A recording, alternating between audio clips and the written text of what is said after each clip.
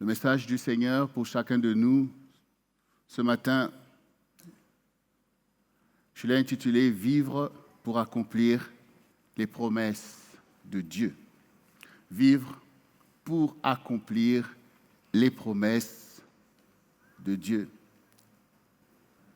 Alors, pour nous permettre de rentrer dans ce message, j'aimerais m'appuyer sur Ésaïe 60, le verset 1 qui dit « Lève-toi, sois éclairé, car ta lumière arrive, et la gloire de l'Éternel se lève sur toi. » Lève-toi, c'est une directive, c'est une demande, c'est un appel qui t'est lancé. Lève-toi veut dire ne reste pas assis. Lève-toi veut dire ne reste pas allongé sur ton lit de malade. Ou peut-être sur ton lit de procrastination. C'est un ordre. Lève-toi. Cela veut dire qu'il faut que tu agisses, que tu changes de position. Lève-toi au milieu de ta négligence. Lève-toi aussi au milieu de tes péchés. Lève-toi aussi au milieu des préoccupations de ce monde. Lève-toi, ça veut dire prends une position qui tranche avec le statu quo dans lequel tu es. Dieu veut te voir te positionner. Parce qu'il y a quelque chose qui vient vers toi. Bien-aimés, nous pouvons bien comprendre cela. Quand vous êtes chez vous et que quelqu'un en tout cas quelqu'un qui se considère comme précieux pour toi, arrive vers toi et que tu restes assis sur ta chaise, alors il y a des questions qui se posent. Est-ce qu'il est malade? Est-ce qu'il ne veut pas me voir? Mais nous sentons nous-mêmes, naturellement, que nous nous levons pour manifester notre intérêt, pour notre joie, pour accueillir. Donc nous pouvons comprendre quand Dieu nous dit de nous lever, alors qu'il dit « car ta lumière arrive ». Et la lumière, ta lumière, c'est la lumière de Dieu. C'est la parole de Dieu. Ce sont les promesses de Dieu qui arrivent, ce qui est la lumière de ta vie, c'est-à-dire la gloire de ta vie.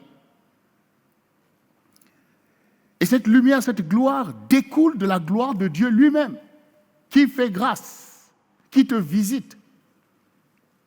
Donc il te dit que ça arrive, mais toi, lève-toi, mets-toi en position de recevoir, mets-toi en position de rentrer dans ces choses, car la lumière ne vient pas pour se mêler aux ténèbres.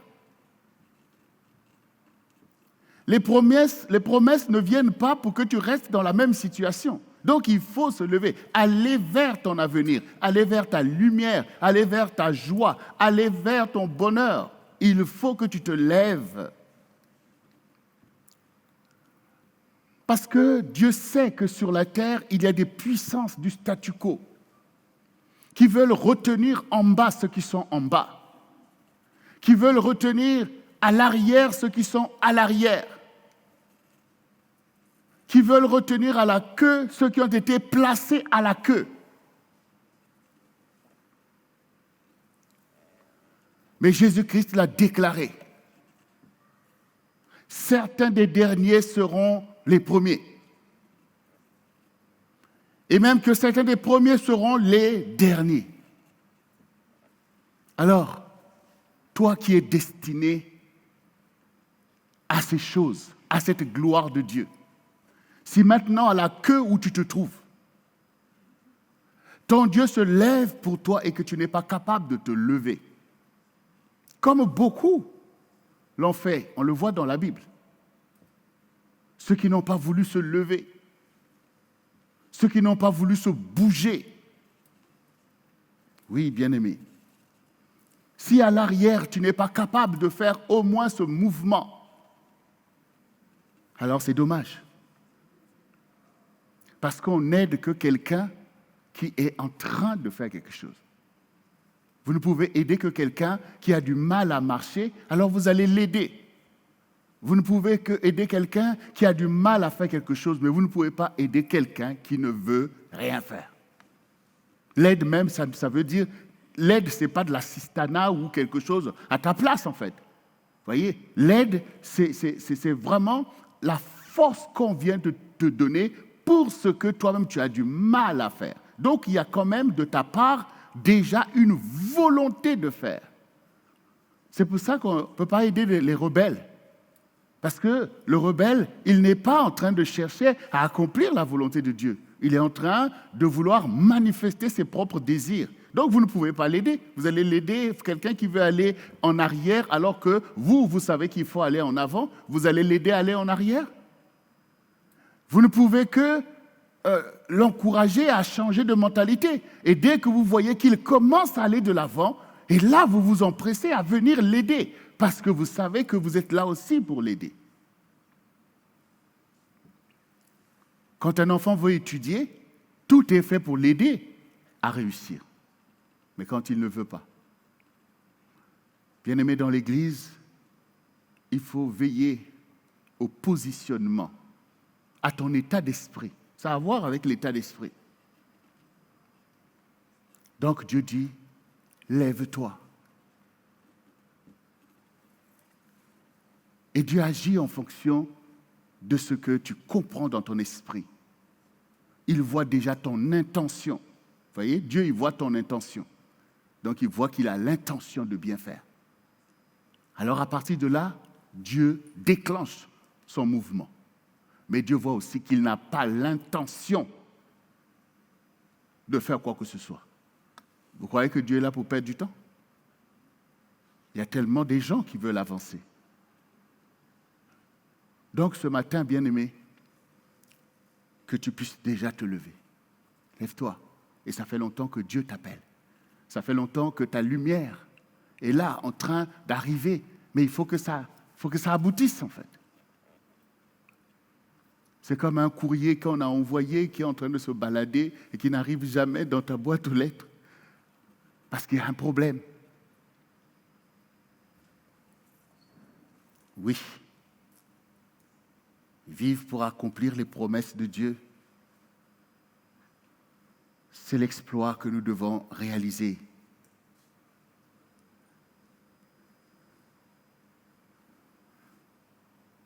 Bien-aimés,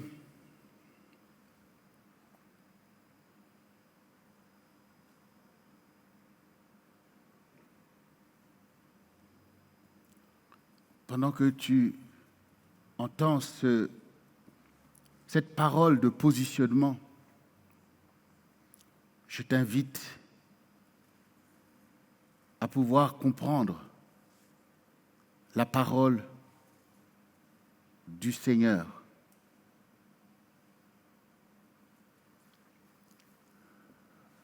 Le Seigneur Jésus-Christ, dans le livre de Hébreux 10, nous donne une parole importante pour nous ce matin.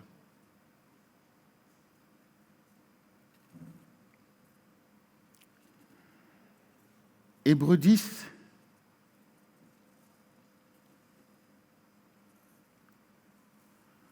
nous montre en fait ce que veut dire vivre pour accomplir les promesses de Dieu. Les promesses de Dieu sont contenues dans le livre qui a été placé dans vos mains. Ce livre, vous le connaissez. C'est la Bible. Et voici donc, à partir du verset 1, en effet, la loi qui possède une ombre des biens à venir et non l'exacte représentation des choses, ne peut jamais, par les mêmes sacrifices qu'on offre perpétuellement chaque année, emmener les assistants à la perfection. Autrement, n'aurait-on pas cessé de les offrir? Parce que ceux qui rendent ce culte, étant une fois purifiés, n'auraient plus eu aucune conscience de leurs péchés. Mais le souvenir des péchés est renouvelé chaque année par ces sacrifices. Car il est impossible que le sang des boucs, le sang des taureaux et des boucs ôte les péchés. C'est pourquoi Christ, entrant dans le monde, dit « Tu n'as voulu ni sacrifice ni offrande, mais tu m'as formé un corps. Tu n'as agréé ni holocauste ni sacrifice pour le péché. Alors j'ai dit, voici, je viens. Dans le rouleau du livre, il est question de moi pour faire, ô Dieu, ta volonté. » Cette parole est importante pour que nous puissions comprendre que, premièrement, la loi a démontré que nous sommes pécheurs, que tout homme est pécheur et que nous sommes privés de la gloire de Dieu. Et cela a été démontré par des faits concrets, où on te dit, en faisant ça, tu fais mal, en faisant ça, tu fais bien. Et donc, reconnaître ici cette nature de péché, où nous voyons que les enfants d'Israël étaient obligés de, chaque fois, faire des sacrifices de culpabilité pour leurs péchés. Et donc, ces sacrifices étaient là, et les sacrificateurs étaient là pour pouvoir, chaque fois, offrir ces sacrifices pour pouvoir apaiser la colère de Dieu, écarter la colère de Dieu pour que le peuple puisse bénéficier. Donc nous savons ces choses. Mais cela montre aussi que, oui, si par le sang des boucs, des taureaux, nous essayons de pouvoir apaiser la colère de Dieu, mais nous voyons aussi le côté récurrent de ces choses. Ces sacrifices démontraient aussi le côté pécheur qui n'en finit pas. Donc ça crée un cycle. C'est comme des cycles, c'est comme des cercles aussi vicieux où nous sommes là, nous offrons des sacrifices, nous disons Seigneur, nous sommes désolés, pardon, pardon, pardon. Et bien sûr, Dieu nous pardonne. Et après, on revient, Seigneur, pardon. Après, on revient, Seigneur, pardon. Donc, ça démontre effectivement ce côté du péché, en fait, qui agit. Et ce pardon que nous obtenons de la part de Dieu démontre aussi les réalités que nous faisons au quotidien. C'est-à-dire qu'au quotidien, on se retrouve pris, effectivement, par cette réalité de péché, que le sang de bouc ne peut pas briser la chaîne. Ils peuvent peut-être servir à apaiser la colère de Dieu, puisqu'il a dit de le faire. C'est comme si, quand vous avez commis des préjudices vis-à-vis de vos parents et que vous venez sincèrement pour en être désolé, bien sûr, ça calme la colère, la fureur, et les grâces peuvent encore vous être manifestées. Mais si maintenant vous n'êtes pas délivré de cet élan d'aller vers le mal, la situation en fait revient, la situation est toujours là. C'est pour ça que ici, l'apôtre témoigne que ce sang de bouc ne peut pas ôter le péché. Or, le péché, c'est le problème. Le péché, c'est le problème du monde. Voilà. Le péché, c'est le problème de ta vie. Le péché n'est pas quelque chose c'est pas une chose anodine pour dire c'est pas grave, chaque fois je veux venir demander pardon. Le péché est un problème. Le péché, c'est l'aiguillon de la mort. Le péché, c'est le pillage. Le péché, c'est ce qui fait que le monde soit comme il est. Le péché, c'est ce qui permet au diable de ravager, de détruire. Comme le Seigneur dit, le voleur n'est venu que pour dérober, égorger et détruire. Il le fait parce qu'il y a le péché. Il ne pourrait pas le faire s'il n'y a pas le péché. Donc, on ne peut pas maintenant, nous, se dire on a notre culte, on a nos traditions où Dieu nous a dit demander pardon, telle chose, et puis on est là en train de faire nos traditions sans embrasser la problématique, sans réaliser que mais est-ce que ces cycles-là dans lesquels on est en train de fonctionner nous conduisent à la perfection? Voilà. C'est ça, en fait. C'est pour ça que nous ne pouvons pas nous enorgueillir tout simplement de nos traditions religieuses. De dire, je fais telle chose, je fais ceci, je fais cela. Mais nous devons aussi entendre les appels de Dieu. par rapport à être semblable à lui, par rapport au perfectionnement qui est nécessaire à nos vies à cause des promesses de Dieu. Donc ici, l'apôtre montre que oui, notre culte, notre pratique, notre religiosité, c'est bien, parce qu'on avance avec le Seigneur, parce qu'on obéit, parce qu'on ne reste pas imbu dans nos péchés, mais on s'humilie, on fait ces choses et on essaye de marcher ensemble avec le Seigneur. Et la loi, elle est bonne, parce qu'elle révèle la vérité. Elle révèle la vérité. Et de ce fait, bien sûr, montre d'une part l'amour de Dieu, les grâces de Dieu, les promesses de Dieu, et de l'autre, l'esprit du monde, la rébellion, la méchanceté et toutes ces choses. La loi établit clairement cela.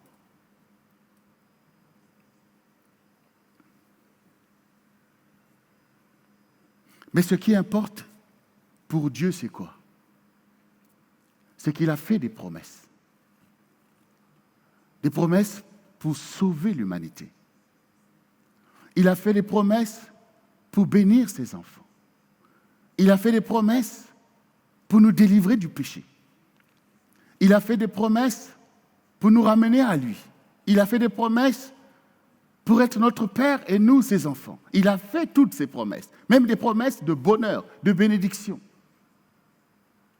Donc c'est ça qui est dans son cœur. C'est ce qu'il désire, c'est d'accomplir ces choses.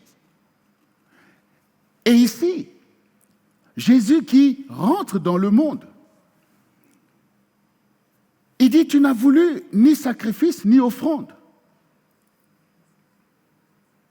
Tu n'as agréé ni holocauste, ni sacrifice pour le péché. Ça veut dire que toutes ces choses que nous faisons,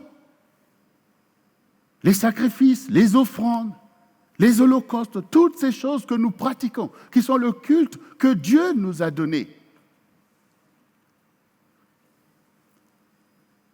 Ce n'est pas ce que Dieu agrée, c'est-à-dire ce n'est pas ce qui est sa volonté parfaite.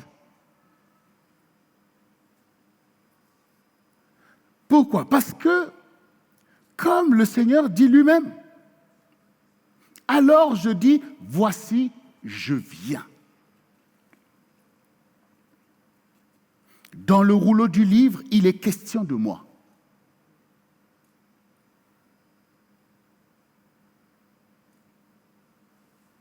Voici, je viens. Ça veut dire que tout est écrit. La volonté parfaite de Dieu, elle est écrite. Quand le Seigneur dit « médite ce livre jour et nuit », c'est que tu peux rechercher la volonté de Dieu et la connaître. Et donc, toi aussi, tu dois te positionner pour dire « mais qu'est-ce que Dieu peut agréer sinon que sa propre volonté ?» Qu'est-ce que Dieu peut agréer sinon que sa propre volonté? Mais, donc, du coup, puisque Dieu a sa volonté, donc nous savons ce qui lui fait plaisir. Et nous pouvons lui faire plaisir en faisant sa volonté. Mais pour ça, il va falloir se positionner pour le faire. Jésus-Christ, c'est la volonté de son Père. Donc, il est venu sur la terre. Il est devenu, comme on dit, simple homme comme nous. Qu'est-ce qui va se passer? Puisqu'il est maintenant un homme comme nous. Puisque la parole s'est faite chair. Et que la loi établit clairement que tous sont péchés et sont privés de la gloire de Dieu. Ah ben, il devient simple homme comme nous. Donc il est maintenant soumis aux réalités de ce monde. Et les réalités de ce monde où le diable s'est rendu maître, prince de ce monde de ténèbres, où il a établi une culture de péché, de violence, de haine, d'hypocrisie. Qu'est-ce qui va se passer? Donc, Dieu sait que sa volonté n'est pas accomplie parfaitement sur la terre. Souvenez-vous, quand les disciples de Jésus lui ont posé la question, « Maître, apprends-nous à prier. » Il a dit, « Quand vous priez, dites, notre Père qui est dans les cieux. Que ta volonté soit faite sur la terre comme au ciel. Voyez? Donc, que la volonté de Dieu est faite dans le ciel. Donc, Dieu agrée. Dans le ciel, il y a l'agrément de Dieu. Dieu est dans un règne parfait. Pourquoi? Parce que sa volonté est faite. Alors, donc ici, la volonté de Dieu, c'est que sur la terre aussi, que l'on fasse la volonté de Dieu. Donc, maintenant que lui, il est venu, parce qu'il voit que sur la terre, mais on ne fait pas la volonté de Dieu. On se débat un peu, cas, mais on essaie de pratiquer des choses pour essayer d'emmener les choses, mais il sait que la volonté parfaite de Dieu n'est pas faite par les hommes. Mais le prince de ce monde, donc il est là aussi pour pouvoir se dire, ah bon, il est né. Comme on n'a pas pu empêcher qu'il naisse, comme on n'a pas pu le tuer, bon, mais on va aller pratiquer les mêmes stratégies par lesquelles on a emmené l'humanité dans le péché. Voilà. Parce qu'avec le règne du péché, la gloire de Dieu est écartée. Donc comment lui, il va manifester la gloire de Dieu si il tombe dans les mêmes panneaux? Donc on voit bien que Satan donc, est venu tenter Jésus pour vouloir l'embarquer dans le péché du monde. Fait que ces pierres deviennent du pain. Du pain. Donc, la convoitise de la chair. Oui, la chair veut, on veut ça, on veut ceci, on veut cela. Mais le Seigneur a dit, il est aussi écrit, l'homme ne vivra pas de pain seulement, mais de toute parole qui sort de la bouche de Dieu. Il a élevé la parole de Dieu au-dessus de la nécessité de la chair. Tout ça après avoir jeûné 40 jours. Il a pu montrer que le diable ne peut pas utiliser la nourriture ou quoi que ce soit pour t'enfermer dans le péché loin de la volonté de Dieu pour toi. Or, ce péché-là, il est répandu. La convoitise de la chair. Tu ne peux pas résister. Les excès de table, l'assoupissement qui va avec. Le diable, c'est le chariot qui l'emmène quand il vient instrumentaliser les désirs de la chair. Tu ne peux pas prier. Est-ce que tu peux prier? Non, je n'arrive pas. Dès que je commence à prier, je dors. Quand il s'agit de faire autre chose, il n'y a plus sommeil. Tu peux même veiller toute la nuit. Mais quand il s'agit de prier, tu dors. Ça témoigne qu'il y a un assoupissement. Donc Jésus a vaincu Satan sur ce domaine du péché du monde. Alors il l'a emmené sur le haut du temple. Il dit, jette-toi d'ici. Il est écrit qu'il enverra ses anges pour te porter, de peur que ton pied ne heurte contre une pierre. Tout le monde même va voir que, ah ben oui, c'est toi, le Christ. Il est aussi écrit, tu ne tenteras pas le Seigneur ton Dieu.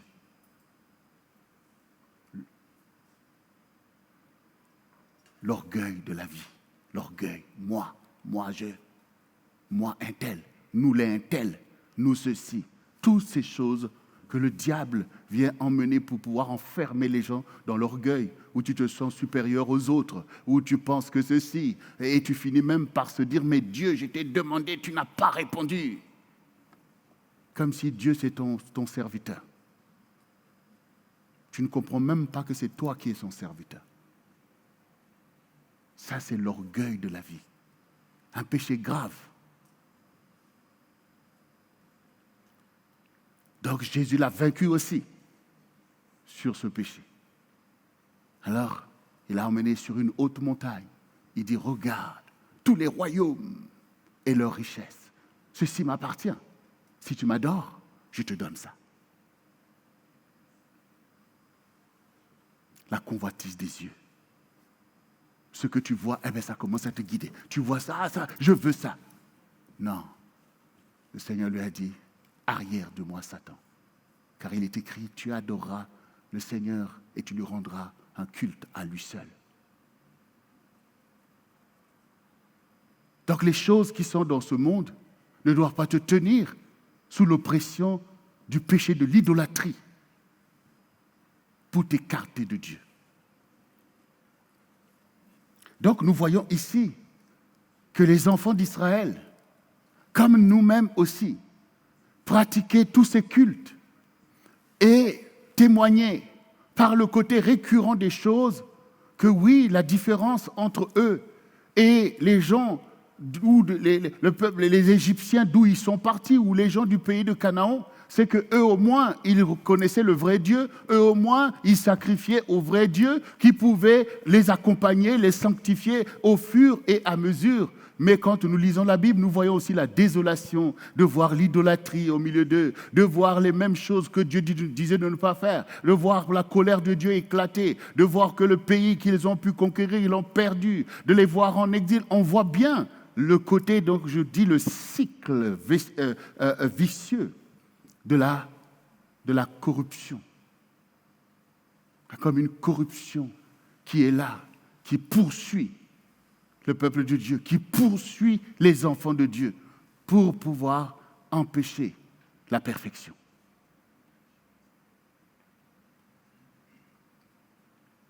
Alors, quand le Seigneur dit, voici un fils vous est donné, parce que par vous-même, vous ne pouvez pas, mais un fils vous est donné, parce que les boucs et les taureaux ne peuvent pas vous rendre parfait, mais un fils vous est donné.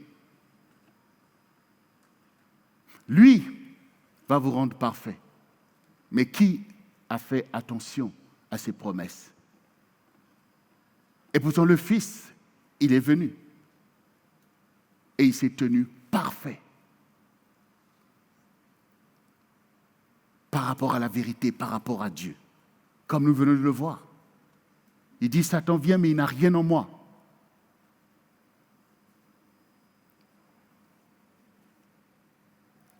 Donc, il est venu et il a vécu pour accomplir les promesses de Dieu. Déjà, il est venu pour accomplir les promesses de Dieu. Il n'est pas venu comme nous, bon, tu te retrouves là et puis tu ne sais pas qu'est-ce que tu fais sur la terre. Mais lui, il est venu pour accomplir les promesses de Dieu. Comme il a dit ici, voici, je viens. Dans le rouleau du livre, il est question de moi. Je viens, ô Dieu, pour faire ta volonté. C'est ce qu'il a fait depuis sa naissance jusqu'à la crucifixion, jusqu'à la résurrection, jusqu'à ce qu'il est monté au ciel. Il était là parmi nous pour faire la volonté de Dieu, c'est-à-dire accomplir les promesses de Dieu. Parce que quand nous sommes pris dans le cycle du péché, le préjudice, c'est l'incapacité d'accomplir les promesses de Dieu. Qui sont en fait les promesses de Dieu. Les promesses de Dieu constituent en fait notre trésor. Tous les trésors que nous recherchons pour nos vies, pour notre joie, pour notre bonheur, sont contenus dans les promesses de Dieu. Mais ces promesses, comme tout trésor est caché. Il faut prendre du temps pour aller creuser les montagnes, pour aller chercher les pierres précieuses.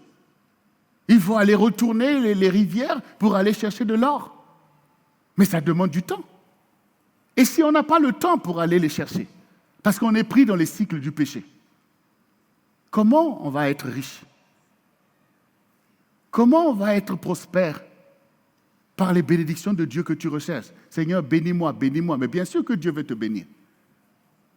Et il t'en montre le chemin. Il faut que tu marches. Il faut que tu ailles chercher les trésors. Qu'est-ce que Dieu ne nous a pas promis?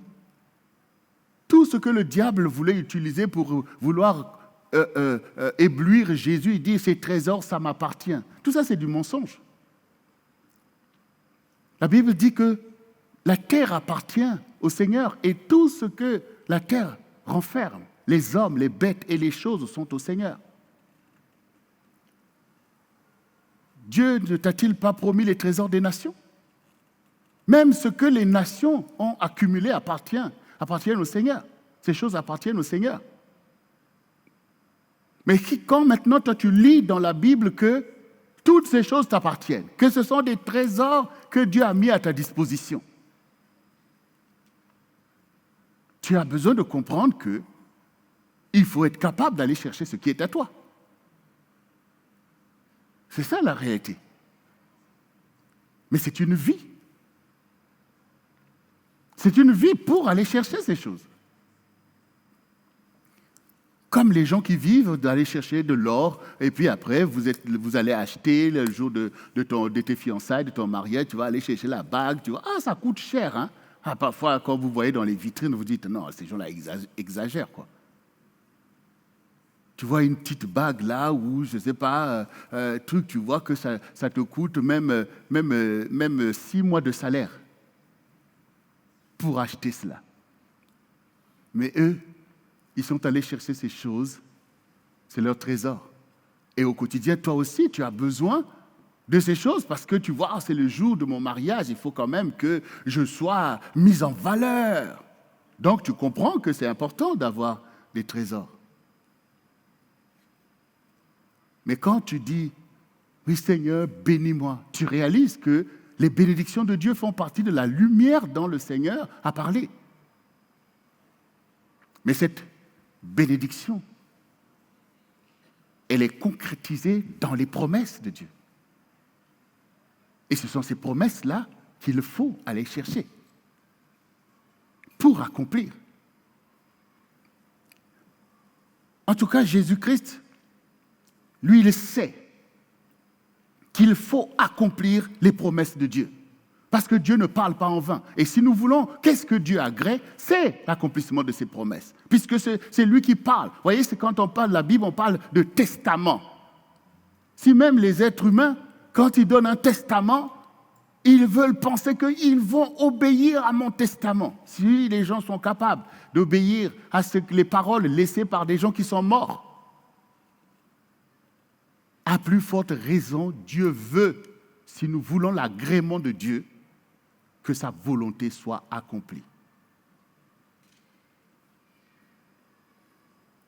Mais puisque la parole est déclarée et qu'elle doit devenir chair,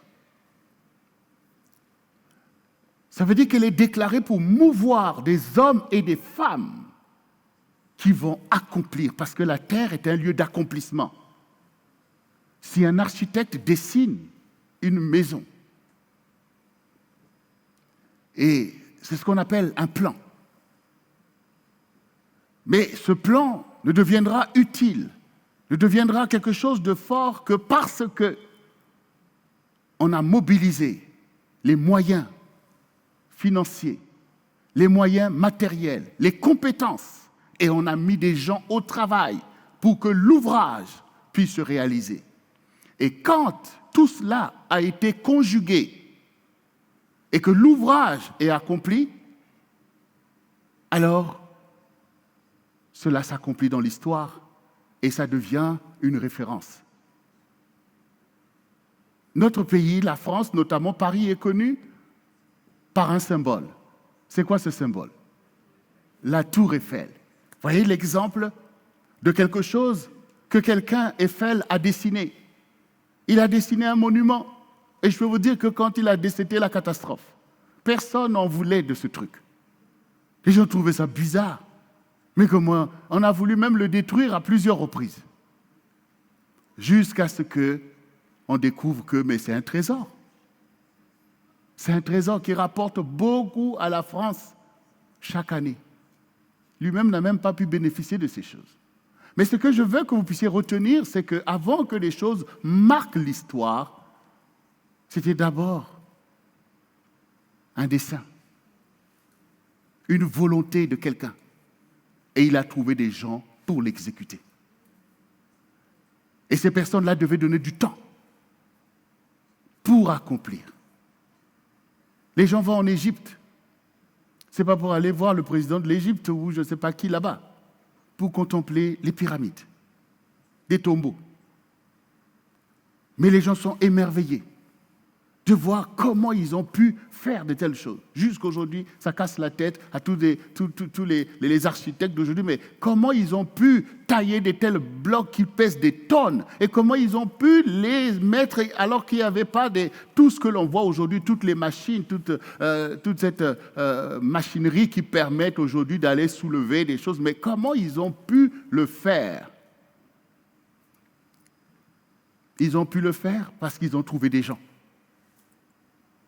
qui ont donné de leur vie, en fait, pour faire ces choses, pour aller tailler ces pierres.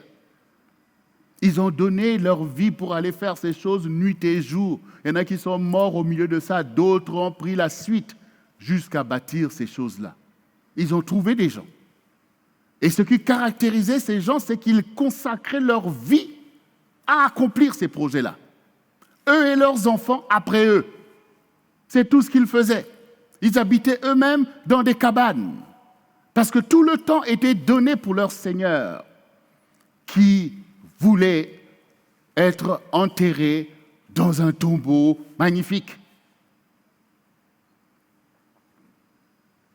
Donc, nous les croyants, qu'est-ce qu'on croit?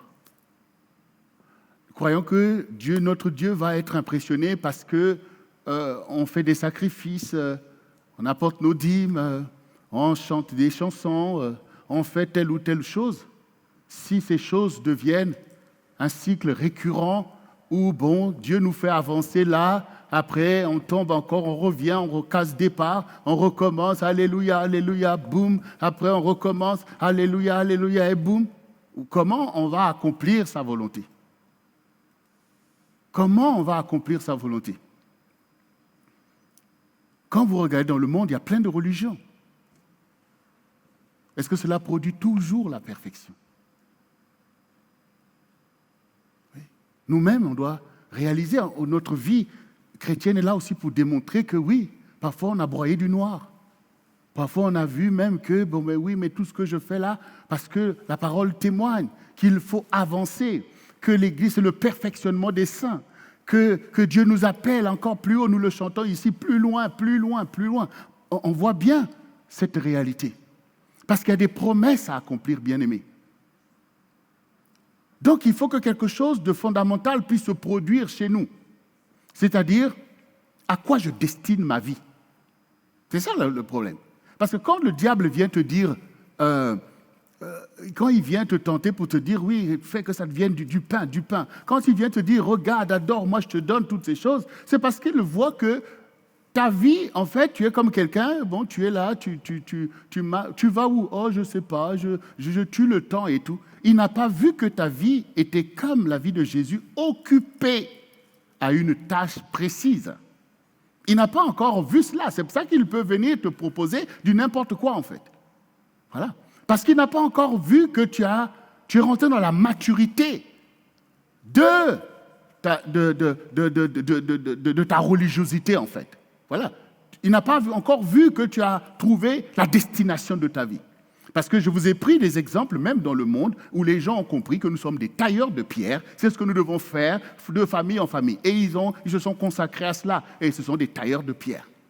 Et les pierres n'ont pas manqué. Et l'œuvre n'a pas manqué. Voilà. Donc on ne peut pas venir dire à ces gens, oh, allez-y labourer ici, faites ceci, faites cela. Non, nous sommes des tailleurs de pierre. Et il y a des pierres à tailler. Donc leur vie a été consacrée à ces choses. Donc on sait ce que veut dire une consécration. Voilà. On sait ce que veut dire destiner une vie à quelque chose. Dans notre génération, il y a bien des gens qui sont destinés à la science, il y a bien des gens qui sont là en train de faire telle chose. Ces derniers temps, avec la pandémie du Covid, on réalise qu'il y a des laboratoires. Mais il y a des gens qui sont là pour pouvoir faire des médicaments que vous allez boire, aller faire des vaccins et tout. Leur vie est destinée à ces choses.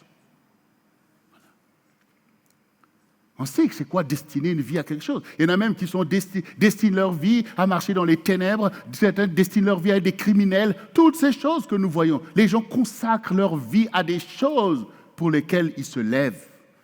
Et malheureusement, parfois des choses terribles. Mais le Seigneur dit que les fils de ce monde sont plus avisés que les fils de lumière. Ta lumière arrive. Mais ta lumière doit éclairer, donc il faut la recevoir. Et pour que tu reçoives cette lumière, il faut que ta vie soit destinée à la lumière. Si tu ne destines pas ta vie à la lumière, comment cette lumière va pouvoir rentrer dans ta vie? Voilà. Dieu t'a promis la lumière, mais est-ce que tu destines ta vie à la promesse de Dieu? Il faut que les deux se joignent. Il faut que les deux se joignent, comme Jésus dit ici. Dans le rouleau du livre, il est question de moi. Est-ce que quand tu lis la Bible, tu vois qu'il est question de toi? Est-ce que quand tu lis la Bible, tu vois que c'est de toi que Dieu parle? Hier, on était ici pour des bien-aimés qui étaient en train de soutenir leur mémoire de plan personnel de réussite. Ils ont pu reconnaître ce qu'ils ont lu et qui s'adressait directement à eux, les messages qu'ils ont reçus, les prophéties qu'ils ont reçues, et pour lesquelles ils se sont aujourd'hui déterminés, parce que ces paroles témoignent que c'est de moi que Dieu parle. Quand toi tu es là, tu entends la parole de Dieu, l'esprit de vérité témoigne que c'est de toi qu'il s'agit. Au lieu que de fuir des choses que tu sais que c'est de toi que Dieu parle, au lieu que de noyer ta conscience dans plein de choses pour pouvoir aller te cacher, essayer de fuir comme Jonas. Il faut au contraire que tu dises toi aussi comme Jésus, dans le rouleau du livre, il est question de moi. Quand tu parles de tes disciples, c'est de moi que tu parles. Quand tu parles de ceux qui accomplissent la volonté de Dieu, c'est de moi que tu parles. Quand tu parles de ceux qui s'humilient véritablement, c'est de moi que tu parles. Quand tu dis que si ton bras est une occasion de chute, coupe, c'est de moi que tu parles. Ça veut dire que si je ne me laisse pas dévier de ton dessein pour ma vie, c'est de moi que tu parles. Il est question de moi. Ça veut dire qu'on assume une destinée. On destine sa propre vie à la volonté de Dieu.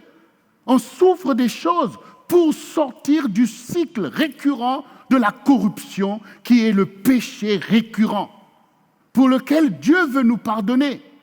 Mais les parents le savent. Si maintenant, ton enfant vient te dire « Maman, je suis désolé, je ne suis pas allé à l'école, en fait, j'étais parti chez mes amis. » Ah, mais toi aussi, il faut étudier. C'est important d'étudier. Il faut... Bon, d'accord, je te pardonne parce que je suis désolé, maman, pardon. Oui, d'accord, mon fils. Mais demain, tu vas à l'école. Oui, maman. Et puis voilà. La semaine n'est pas finie. On vient dire, mais on n'a pas vu ton enfant. Parce que l'enfant sait qu'il y a des enseignants qui appellent, en fait. Il y a un service pour savoir si on ne voit pas l'enfant à l'école. Hein. Maman, je suis désolé, j'étais encore allé. Mais qu'est-ce qui t'a pris? Pourquoi tu es allé encore avec un tel? Mais oui, il m'avait appelé. Maman, pardon, maman. Il y a des enfants, ils savent flatter. Hein? Ils peuvent, maman, pardon, maman. Et tout. À un moment donné, tu vas dire, non, écoute, maintenant tu arrêtes ça. D'accord? Tu arrêtes ça. Bon, ok, vas-y.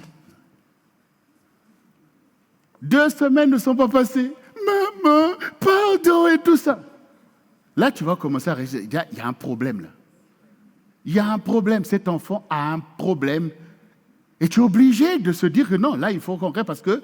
Mais t'imagines qu'année après année, ton enfant vient te demander pardon. Et qu'on te dit, oh, je suis plein de miséricorde, hein, je te pardonne. Mais il s'agit de la vie de l'enfant. Quand tu ne seras plus là, qu'en sera-t-il pour cet enfant qui ne veut pas apprendre? Nous autres, là, vous savez combien on a perdu du temps. Comment on a perdu du temps, en fait? Le diable est quelqu'un qui te perd du temps. Par le péché. Donc, bien sûr, vous n'allez pas rejeter votre enfant. Vous n'allez pas maintenant lui faire du mal, parce que c'est votre enfant et que vous l'aimez. Dieu ne va pas nous rejeter. Il nous aime. Il est prêt à nous pardonner.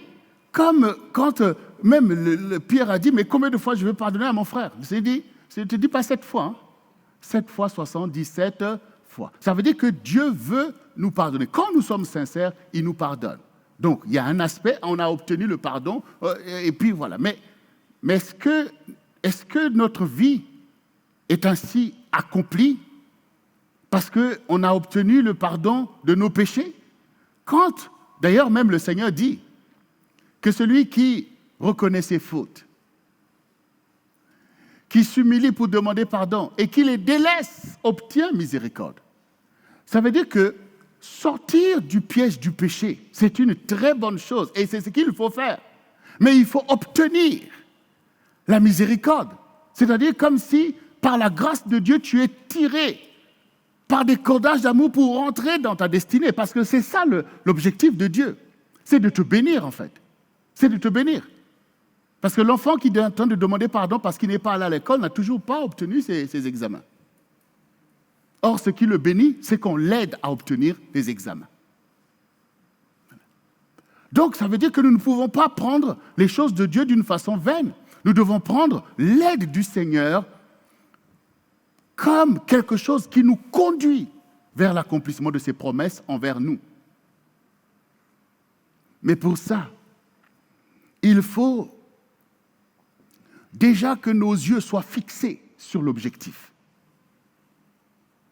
Un enfant qui est studieux aussi peut connaître des difficultés. Il a aussi besoin d'aide. Mais il a les yeux fixés sur l'objectif. Je dois être ceci, je dois être docteur, je dois faire telle chose. Et cette détermination va faire la différence avec celui qui va faire naufrage. Parce qu'il n'a pas une vision, il n'a pas destiné sa vie à ce qu'on essaie de lui dire, vas-y, vas-y. C'est ça en fait. Dans l'Église aussi, c'est la même chose. Non seulement que le Seigneur Jésus-Christ donc a brisé ce cycle récurrent de la corruption, il a brisé le cercle vicieux du péché. Il a brisé cela parce qu'il est venu avec le sang, il est venu avec l'eau, il est venu avec le feu, il est venu avec l'esprit. C'est ce que Jean-Baptiste a témoigné. Lui qui était, il voyait tous ces pécheurs, ces pharisiens qui venaient, il dit, qui vous a appris à fuir la colère de Dieu. Mais produisez le fruit de la repentance. Parce qu'il dit, il y a déjà une cognée à la racine pour couper tout arbre qui ne porte pas du fruit. Mais il dit, vous êtes race de vipères, parce qu'il voyait bien la malice au milieu de tout ça. Mais il dit, celui qui vient après moi est plus puissant que moi. Il a son vent à la main, il nettoiera son air et il va brûler la paille dans un feu qui ne s'éteint pas. Donc Jésus est venu avec ce que n'avaient pas les anciens. C'est-à-dire qu'ils avaient le sang des boucs, le sang des taureaux et tous les préjudices que l'on peut voir au milieu de ce peuple où pourtant les 12 tribus qui ont marché pour conquérir ce pays se sont divisées, ils ont fait la guerre, ils se sont tués, ils ont fait toutes ces choses. Donc on voit bien le besoin de perfectionnement. Mais Jésus est venu et l'Église a été établie, comme nous le voyons dans Éphésiens 4, dans la puissance de la sanctification et du perfectionnement des saints. Parce que nous avons le sang de l'agneau. Parce que nous avons le Saint-Esprit qui est là pour nous aider. Ce n'est pas que nous ne sommes pas pécheurs, mais nous disposons d'une meilleure dispensation de Dieu pour aller vers la perfection. Pour renoncer à des choses, pour être éclairés des objectifs de Dieu et de consacrer nos vies à l'accomplissement des promesses du Seigneur. C'est ce que nos aînés ont démontré. Les disciples de Jésus-Christ, nous le sommes aussi. Et eux, les premiers, ont suivi le chemin de la perfection. Donc ils ont compris. Ils ont compris comment résister à Satan. Ils ont compris que ce n'est pas une abnégation, c'est par un don de soi que l'on rentre dans la lumière du Seigneur, dans l'amour, où tu souffres maintenant pour ne pas être, que le diable te tienne la tête sous l'eau, mais tu souffres pour la gloire de Dieu comme il a souffert pour toi. Et les apôtres ont dit, vous n'avez pas encore souffert jusqu'au sang pour résister au péché. Donc on voit bien la destination qu'ils donnent à leur vie. C'est que Satan, tu ne passeras pas. Il faut qu'on souffre pour Dieu, on va le faire. On va le faire, on ne sera plus tes marionnettes. Mais on va destiner nos vies à la gloire du Seigneur comme lui a destiné sa vie pour nous sauver.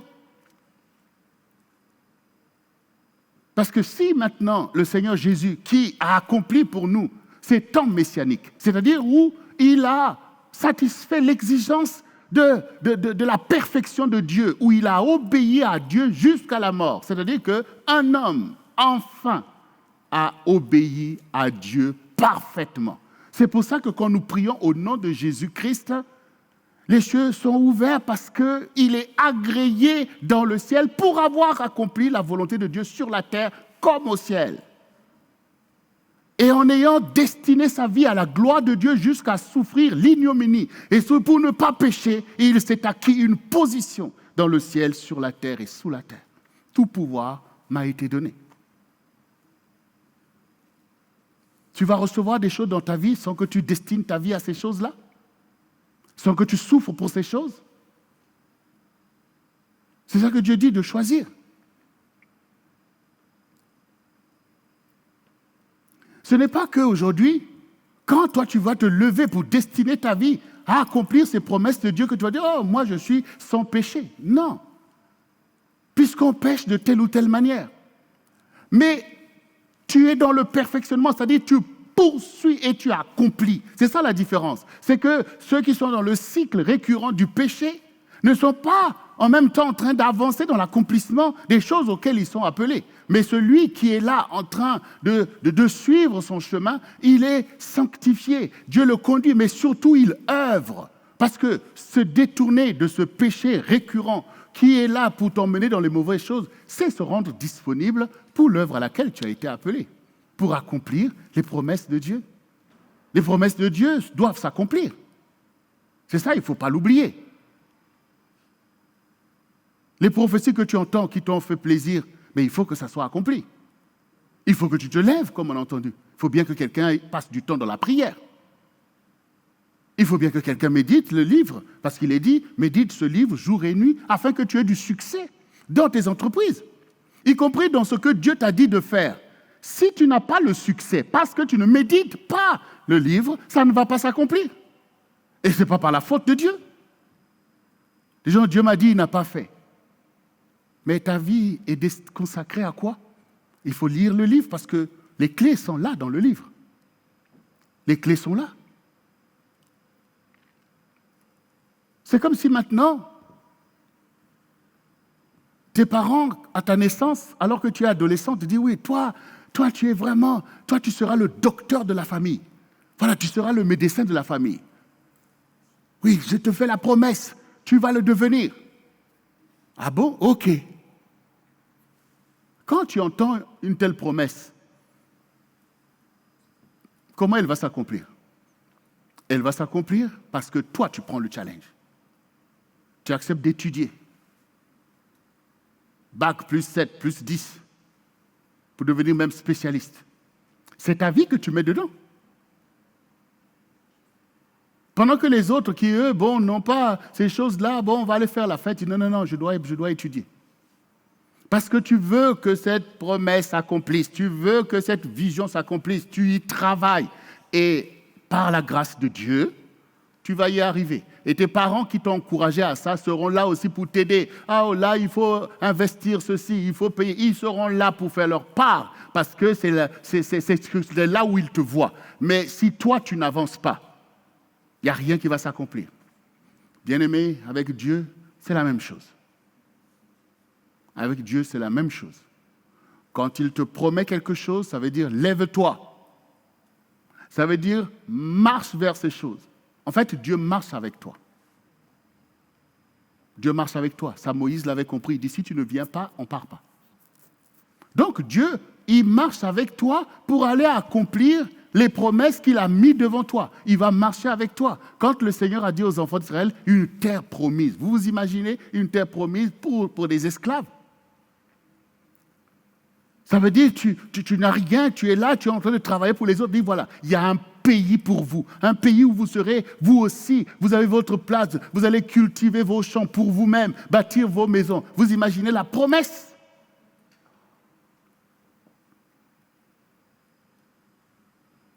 Et maintenant, le Seigneur dit, allez, levez-vous. Voici, ma gloire arrive, j'ai entendu vos cris. Et il a fait se lever Moïse. Il dit, voilà, je veux accomplir la promesse que j'ai faite à votre ancêtre Abraham pour vous donner le pays, le beau pays de Canaan où coule le lait et le miel, où vous aurez de l'espace, toutes ces choses. Et même les trésors des nations vous attendent parce que ces nations-là ont bâti des choses. Et je vais les disperser et vous livrer toutes ces choses. Vous imaginez passer de l'esclavage, d'un endroit où tu travailles pour les autres, où tout le fruit de ton travail est dépouillé. Et tu es là écrasé sous le fardeau d'aller dans un pays qui déjà est même construit et que tu vas finalement toi aussi maintenant être libre et bénéficier de toutes ces choses.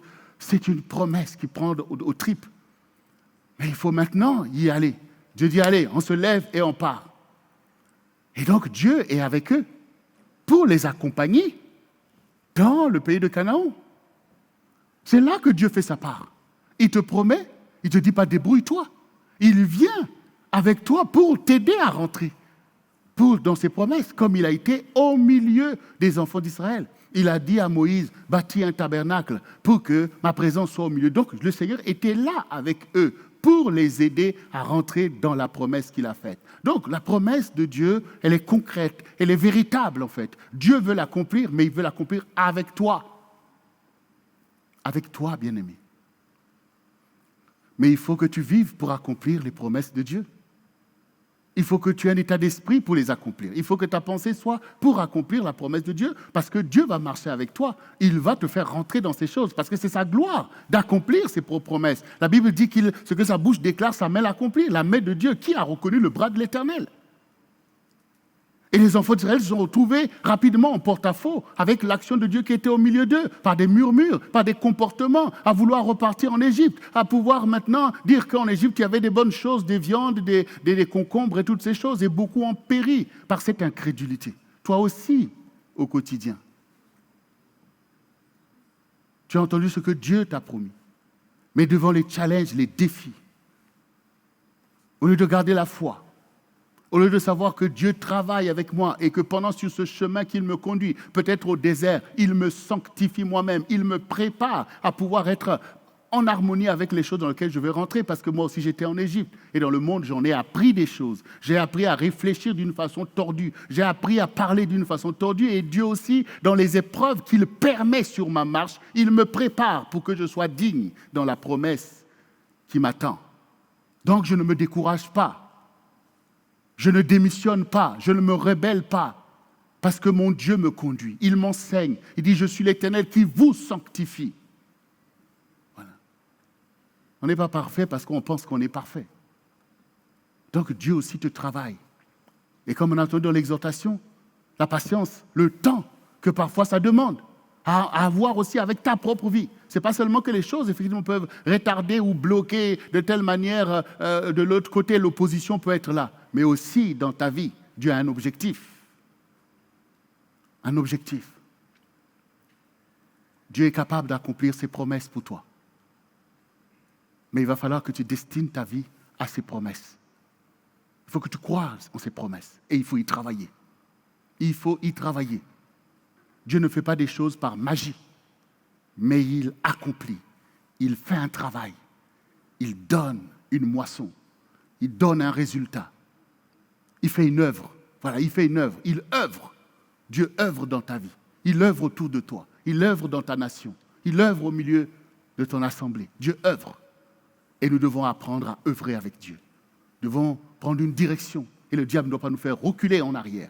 Le diable ne doit pas nous emmener à gauche ni à droite, parce qu'on a consacré notre vie à l'œuvre du Seigneur et nous sommes là pour accomplir ses promesses. Nous sommes là, nous sommes le corps de la prophétie. Voilà, nous sommes les exécuteurs de sa parole et de sa volonté, comme ceux qui déjà, au milieu des enfants d'Israël, ont toujours été là pour montrer que ce que Dieu demande, l'homme peut le faire. Il y avait toujours des saints au milieu d'eux qui consacraient leur vie, et les témoignages sont là qui nous fortifient. On le voit, toutes ces personnes qui sont les héros de la Bible, qui ont pris une position et le diable n'a pas pu les arrêter. Mais c'est eux au contraire qui l'ont arrêté. C'est eux au contraire qui ont renversé les choses pour montrer que oui, on peut briser le cycle récurrent du péché, de la corruption, pour vouer nos vies à Dieu pour accomplir ses promesses. Et bien sûr, les enfants d'Israël ont accompli les promesses de Dieu. C'est eux, Dieu est d'abord leur Dieu. C'est eux qui ont accompli l'œuvre de Dieu sur la terre. C'est pour ça que même Jésus-Christ lui-même dit que oui, le salut vient des Juifs. Donc quand nous remarquons au milieu d'eux les choses qui n'allaient pas, des choses qui ne sont pas à la gloire de Dieu, mais il ne faut pas oublier toute la gloire de Dieu qu'ils ont accomplie. Il faut avoir un regard équilibré pour reconnaître qu'ils nous ont donné l'exemple.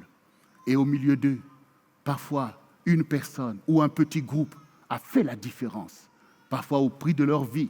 Et vous le voyez vous-même dans Hébreux 11, effectivement, quand on vous parle des héros de la Bible qui ont marché avant nous pour t'encourager, toi qui es dans une meilleure dispensation, où même Dieu n'est pas en train de t'accabler de toutes les choses dont ils étaient, eux, chargés pour essayer de se sanctifier, ne fût-ce que selon tous ces rites.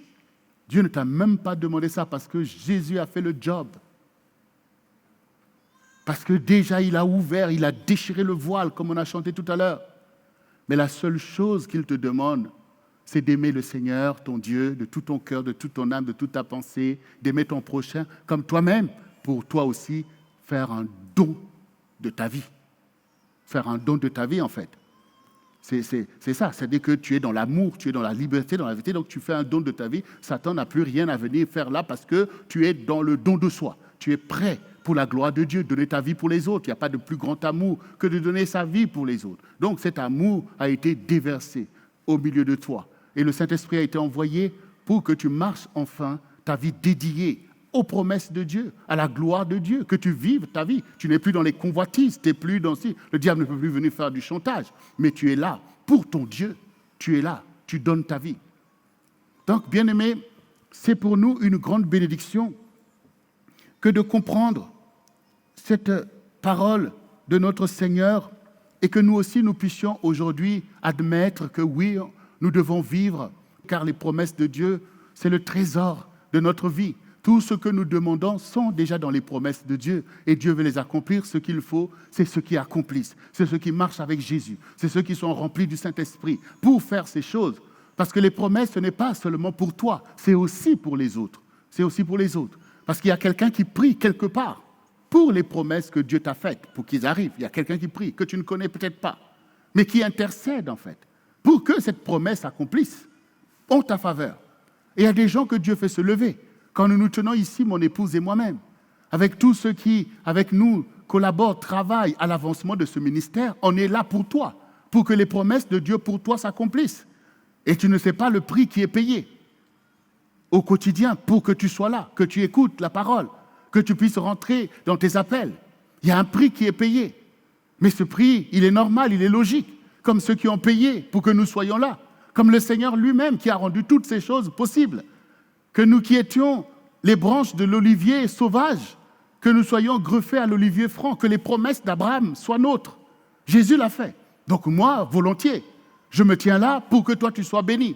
Parce que toi aussi, tu dois te lever pour que quelqu'un d'autre soit béni. C'est là que nous devons comprendre. Les promesses de Dieu ne peuvent pas être perçues comme un égoïsme. Que Dieu, c'est pour moi, moi Seigneur. Non, nous nous levons pour les promesses de Dieu pour son peuple. Pour les promesses de Dieu, pour notre génération. Parce que les promesses de Dieu sont des trésors immenses. C'est comme la pluie qui tombe. Ne tombe pas sur une seule maison. Ça tombe sur une étendue pour arroser, pour permettre que puisse germer la guérison, la délivrance, la bénédiction. C'est ça la promesse de Dieu, de nous bénir, de nous délivrer. Mais cette promesse aussi, c'est la promesse de la victoire sur Satan et sur ses œuvres, pour faire de nous la lumière du monde et le sel de la terre. Ce sont tout ça les promesses de Dieu. Et si personne ne se lève pour être la lumière du monde, donc il n'y aura pas la lumière. Et une grande promesse de Dieu qui est capable d'éclairer toute une génération, de sauver toute une nation ne serait pas accomplie parce qu'il n'y a personne pour donner sa vie afin que les promesses s'accomplissent. Mais quand, au contraire, nous disons à notre Seigneur, Père, voici, je viens pour faire ta volonté comme mon Seigneur Jésus-Christ. Parce que dans le livre, il est question de moi. Parce que les saints dont tu as parlé, ce que tu as dit à tes apôtres, c'est à moi aussi que tu l'as dit. Et comme eux, ils ont donné leur vie, s'il n'y avait personne après Jésus qui se soit consacré pour Dieu, on allait dire, mais oui, mais c'est impossible. Lui, c'est parce que lui, il vient sur la terre, il n'y a personne qui peut le faire. Mais nous ne pourrons rien dire. Parce que devant nous, il y a tellement de témoignages. Des gens qui ont consacré leur vie à la gloire de Dieu. Qui ont donné leur vie pour l'Église du Seigneur, pour que Dieu puisse accomplir ses promesses. Alors, bien-aimé, aujourd'hui, ton Dieu t'invite, toi aussi, à vivre pour accomplir les promesses de Dieu. Qu'à partir d'aujourd'hui, que les promesses de Dieu aient du prix à tes yeux. Quand tu entends une promesse de Dieu, même si toi, tu ne te vois pas directement dans ce que la promesse dit, mais vois déjà la vie de ton frère, la vie de ton prochain. Car si cette promesse accomplie, ça sera vraiment une bénédiction pour des gens. Le Seigneur, il dit qu'il déchire le filet de l'oiseleur. Il y a plein des âmes qui sont tenues captives par le diable. Et si Dieu accomplit cette promesse, eh bien voilà, les âmes vont être sauvées, les gens vont rentrer dans le paradis comme moi. Et donc quand tu comprends ces choses, mais le Seigneur te dit aussi, mais comment vont-ils se convertir si personne ne prêche? Du coup, tu as compris que, oui, il faut que quelqu'un prêche. Il faut que je prêche. pour que cette promesse s'accomplisse en faveur de mon prochain que j'aime comme moi-même. Alors, oh non, j'ai peur, j'ai dit, oui, ça ne compte plus. Ce qui compte, c'est la promesse de Dieu. Ça ne va pas s'accomplir tout seul. C'est moi qui dois le faire. Voyez l'importance de vivre pour les promesses de Dieu? Et tu vois que ça, je peux faire, tu verras que ça aussi, je peux faire. Et au fur et à mesure que tu te lèves pour accomplir les promesses de Dieu, les bénédictions de Dieu pleuvent dans ta vie, dans ta maison, mais surtout dans la vie des autres aussi. Dans la vie des autres. On ne peut pas se contenter de parler. Ah, les gens sont méchants. Ah, les gens là, c'est des païens. Les gens sont ceci. C'est pas toi qui juges, mais toi, tu es là pour te soucier de leurs âmes, pour dire, Père, tu as dit que tu vas délivrer, tu vas sauver, tu as donné ta vie pour toute l'humanité. Maintenant, Seigneur, daigne mettre tes paroles dans ma bouche, afin que quand je vais ouvrir ma bouche, que ta parole puisse atteindre leur cœur et qu'eux aussi soient sauvés. Voici c'est quoi vivre pour accomplir les promesses de Dieu. Quand tu lis dans la parole, comme on entendait hier, chez les bien-aimés qui parlaient de l'action humanitaire, le Seigneur dit qu'il est le père des orphelins. Un père, c'est celui qui pourvoit aux besoins de son enfant. Donc vous n'avez pas besoin d'aller dire à un orphelin, orphelin, est-ce que tu sais qu'il est écrit dans la parole que Dieu est le père des orphelins? Tu as un père dans le ciel. L'enfant, il va t'écouter, parce que les enfants aiment écouter. Il attend la suite. Et puis bon, voilà, retiens ça, hein? Retiens ça toute ta vie. Et peut-être qu'il ne va pas vivre si tu ne comprends pas que Dieu t'a mis là pour être celui qui accomplit cette promesse pour lui. Tu es un serviteur de Dieu, non? Tu es une servante de Dieu, non? Tu es au service de qui? Du peuple de Dieu? C'est toi qui dois représenter ton Seigneur là pour dire, voilà, mon garçon, voilà, ça, voilà, je t'ai inscrit à l'école. Voilà, là maintenant tu vas habiter ici maintenant. Voilà, je vais faire ceci. Oui, mais pourquoi? Ben oui, ne t'inquiète pas, c'est Dieu qui paye. C'est Dieu qui a fait tout ça parce qu'il a promis de prendre soin de toi comme un père. Eh bien, je suis son représentant auprès de toi. Il m'a donné une vocation pour toi. Ben, l'enfant, c'est une grande révélation pour sa vie. Vous voyez, c'est ça, vivre pour accomplir les promesses de Dieu. Et l'Église est riche si nous sommes dans cette compréhension. Les générations passées l'ont démontré. Toutes les choses que le Seigneur dit dans sa parole. J'ai eu faim et vous m'avez donné à manger. J'étais malade et vous êtes venus vers moi. Ce sont les promesses de Dieu pour ceux qui souffrent. Mais il va falloir que si Dieu a des serviteurs qui démontrent sa parole. Et si les serviteurs sont pris dans les péchés, qui va accomplir? Tu n'as pas le temps. Ton temps, c'est le diable qui le mange. Le temps pour mentir, le temps pour faire toutes ces choses, ce n'est pas un temps pour aller faire du bien, pour aller là où Dieu t'envoie, pour te donner pour le royaume de Dieu. Mais béni soit le Seigneur de ce que ici,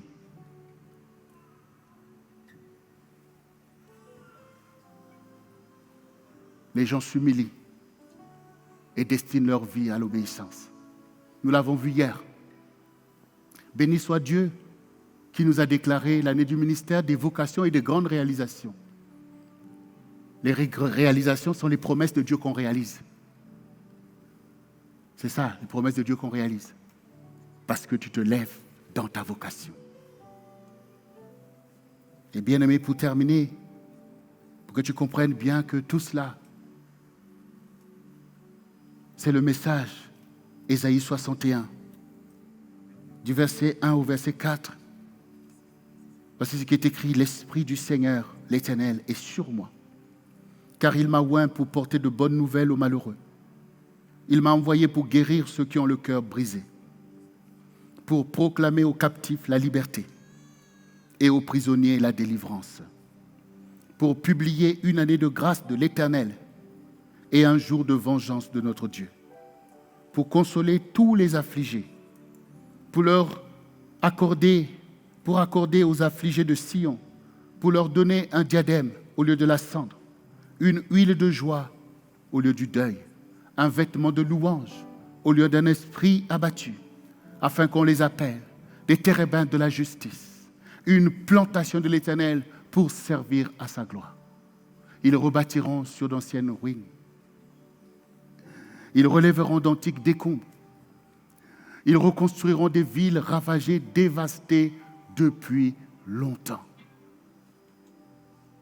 Voyez, les promesses de Dieu reconstruisent des villes. Les promesses de Dieu guérissent ceux qui ont le cœur brisé. Les promesses de Dieu apportent la bonne nouvelle aux malheureux. Les promesses de Dieu consolent les affligés. Les promesses de Dieu donnent un diadème au lieu de la cendre. Les promesses de Dieu sont une huile de joie au lieu d'un esprit de deuil. Les promesses de Dieu sont un vêtement de louange au lieu d'un esprit abattu. Ce sont les promesses de Dieu qui font émerger les térébintes de la justice. Une plantation de l'Éternel. Il a planté la parole et ça produit la vie. Les promesses de Dieu, il faut que tu en prennes à cœur de les accomplir.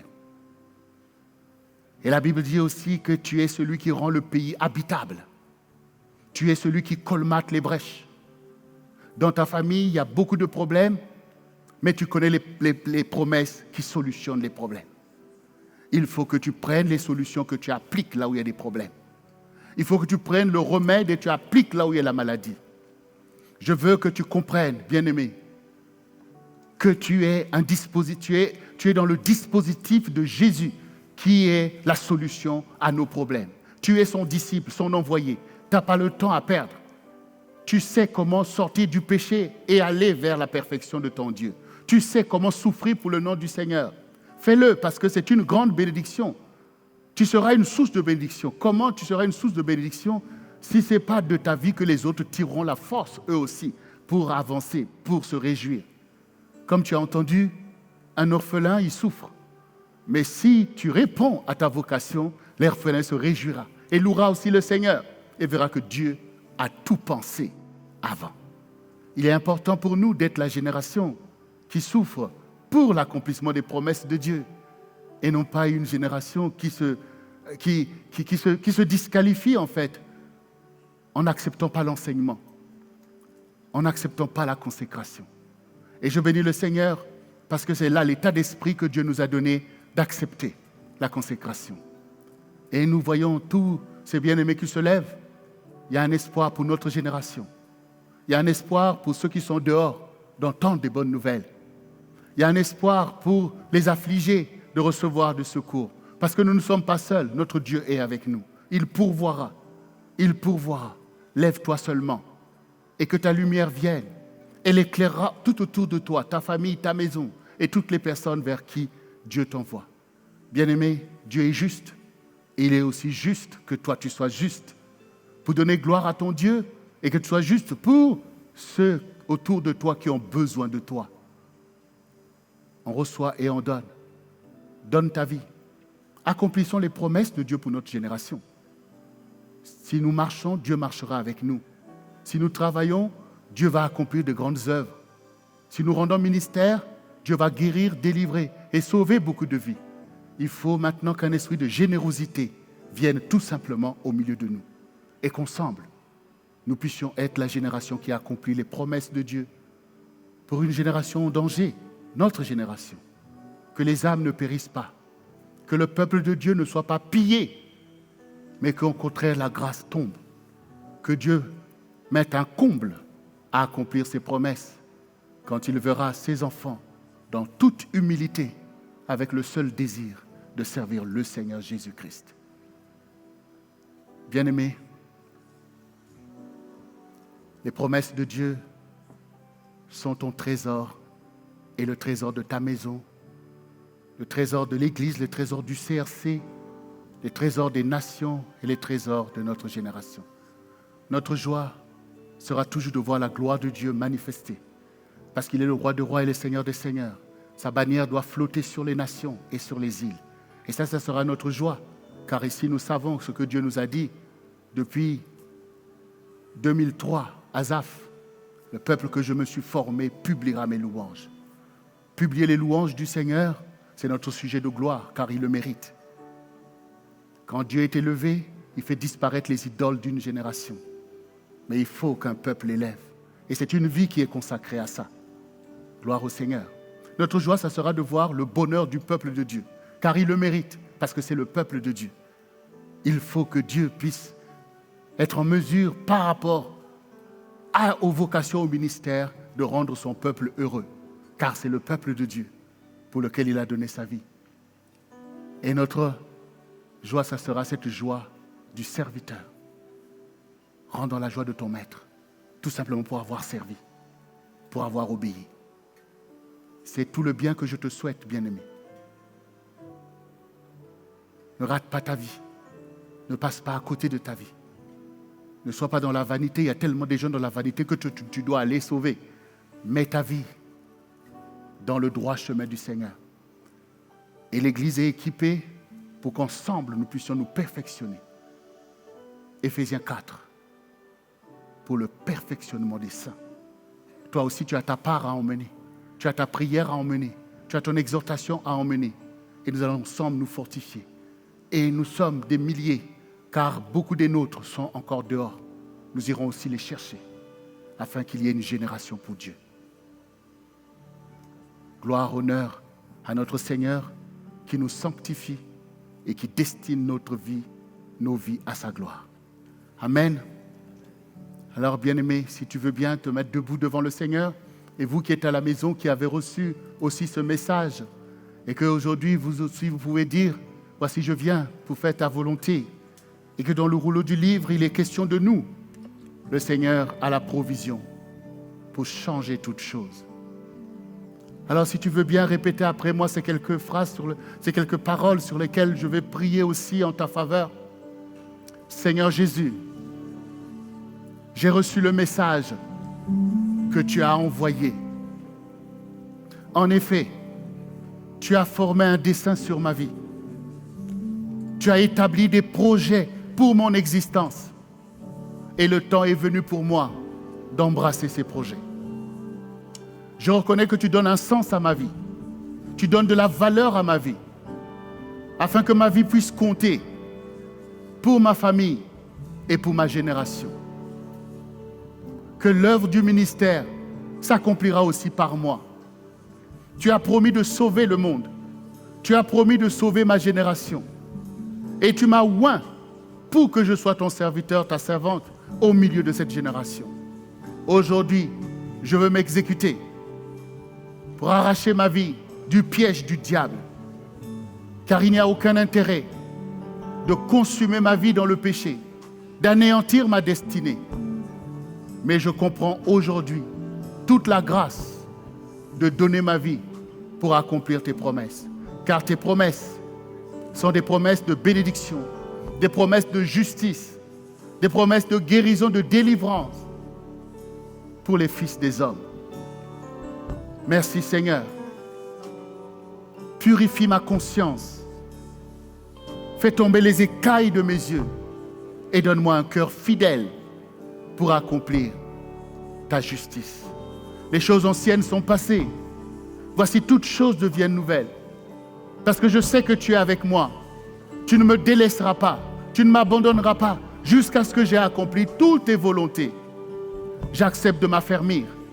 J'accepte de me lever, de sortir de l'enfance spirituelle et de rentrer dans la consécration. C'est toi qui me rends parfait. Jour après jour, tu m'enseignes ta voie. Tu m'enseignes ta loi, Seigneur. Et je réponds présent. Ce n'est pas sur moi-même que je compte, mais c'est sur ta force en moi. C'est sur le Saint-Esprit qui me conduira à aller pas à pas jusqu'à atteindre ma destinée, jusqu'à atteindre ma vocation. Je te fais confiance, car j'ai foi dans tes promesses. J'ai foi dans ta présence. J'ai foi, Seigneur, que tu seras avec moi pour me donner la victoire. Et dès maintenant, Seigneur, j'accepte le pouvoir de marcher sur les serpents et sur les scorpions et sur toute la puissance de l'ennemi. Et rien ne pourra m'arrêter, car je t'appartiens. Et Satan a été vaincu avec tous ses démons et tous ses agents, les sorciers et les impies. Ils ont été vaincus à la croix de Golgotha. Je prends le sang qui me sanctifie et je serre ta parole contre mon cœur pour ne pas pécher contre toi. Et je prends plaisir aux choses d'en haut. Je prends plaisir à la justice de ton royaume. Oui, Seigneur, je donne ma vie pour que d'autres aussi te connaissent. J'accepte ma vocation J'accepte mon ministère. J'accepte au quotidien de témoigner de ta parole. Et je te dis merci Seigneur. Merci Saint-Esprit.